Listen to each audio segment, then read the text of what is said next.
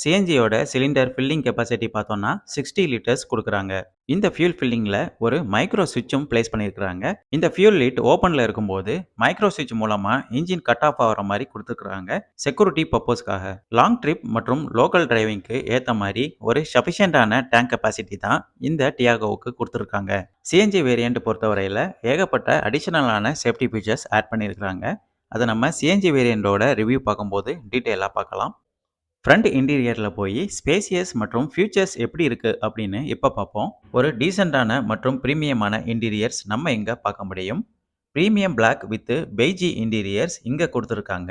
இந்த premium black with beige interiors feature பொறுத்தவரையில் ZX O plus மற்றும் ZX ப்ளஸ் வேரியண்ட்டுக்கு மட்டும் கொடுக்குறாங்க. டிரைவர் டோரோட டோர் பேனலில் பார்த்தோம்னா பவர் விண்டோஸோட கண்ட்ரோல்ஸ் பட்டன் இங்கே பிளேஸ் பண்ணியிருக்காங்க. ஒரு 1 லிட்டர் வாட்டர் பாட்டிலோட ப்ரொவிஷனும் இங்கே கொடுத்துருக்காங்க. அது பக்கத்திலேயே ஒரு சின்ன ஸ்டோரேஜ்